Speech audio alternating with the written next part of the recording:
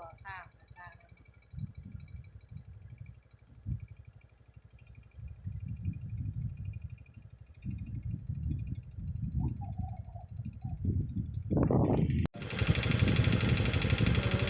งามเลยธรรมชาติ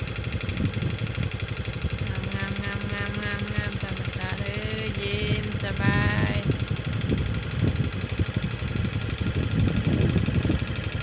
เย็นสบาย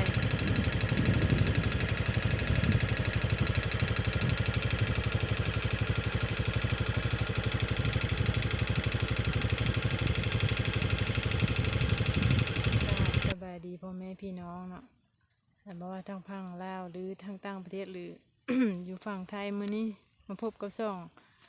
สาวยูบ้านนาชาแนลคือเก่าเนาะมื้อนี้จะพาท่านผู้ชมมาเบิ่งเขาเจ้าบุกเบิกหน้าเนาะพอดีเอื้อยเพิ่นอยู่เงินเพิ่นซื้อหน้าแล้วบุกเบิกหน้าสิพามาเบิ่งนำกันเด้อเด้เนาะเพิ่นบุกเบิกหน้า เพิ่นซื้อก็เป็นป้าแหละเพิ่นซื้อก็เป็นป้าแล้วเพิ่นมาบุกเบิกออกอีกตะกี้เป็นให้หน้า2-3ให้หน้านะธรรมชาติไปทางนั้นก็มีคลองน้ำเนาะคือขาน้อยได้ถ่ายให้เบิ่งทางมาแหละก่อนสิมาฮอดนาเนาะมันมีคลองน้ำบักใหญ่เนาะมีคลองน้ำเทิน ผลบุกเบิกได้สิเข้าทิศหนึ่งมาได้เด้ยังบ่แล้วนะ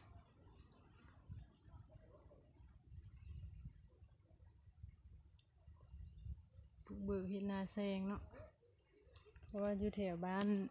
ส่วนหลายเขาเจ้าเฮ็ดนาแซงมันจะได้ดีกว่านาปีน้ำท่วมนาแซงได้ข้าวหลายข้าวงามอีกขายก็ได้ราคาดีก็ข้าวนาปี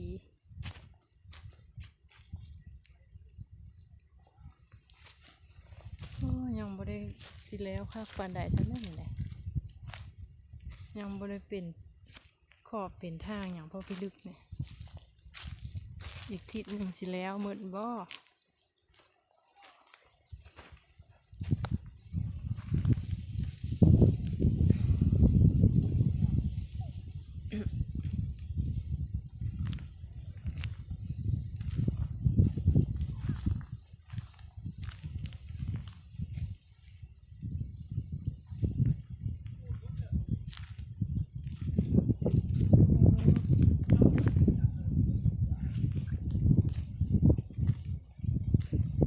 น้ำฝนเดือน6เดือน7น้ำท่วมหมดแถว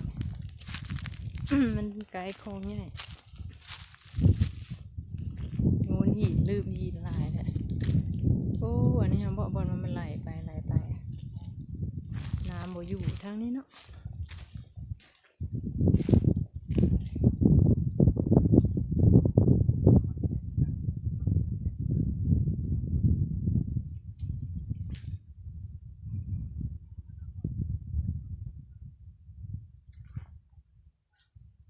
ธรรมชาติล้วนๆธรรมชาติล้วนๆ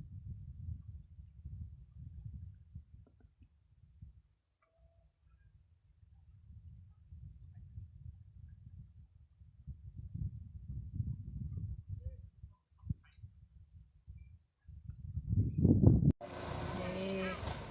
รถเพิ่นเลิไปดุดเลิบุกเบิกแล้ว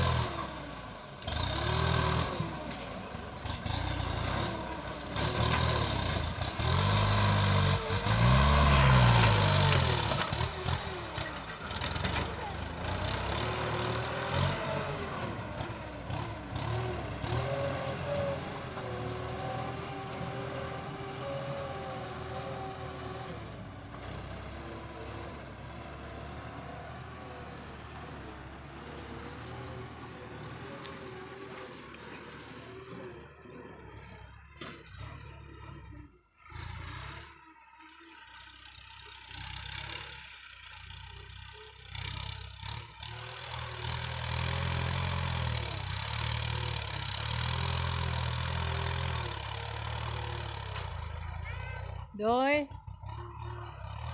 เดี๋ยวพาลูก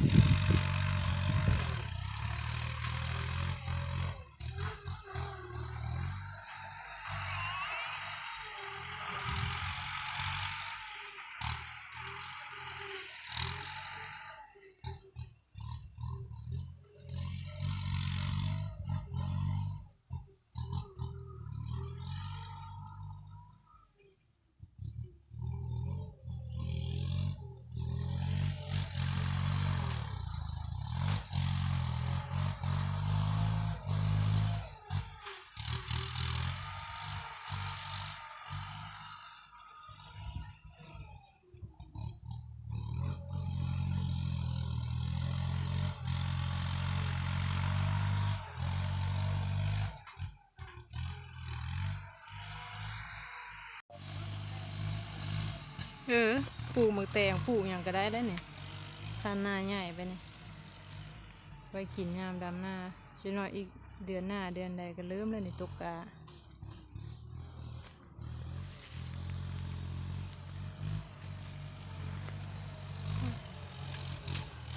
เดี๋ยวขนาด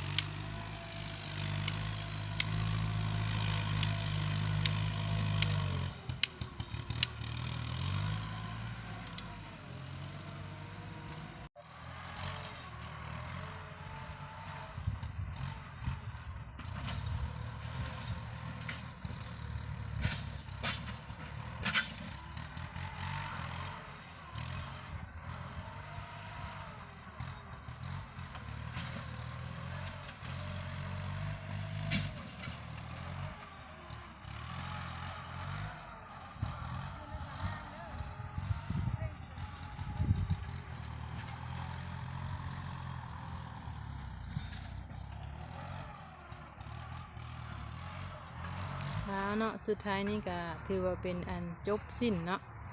กับการพามาเบิ่งหน้าของเอื้อยเพิ่นเขาจะมาบุกเบิกเพิ่นซื้อดินหน้าบุกเบิกสุดท้ายนี้สานุก็บ่มีหยังหลายขอขอบใจนำผู้ที่ติดตามกดไลค์กดแชร์ในเด้อขอขอบใจหลายๆ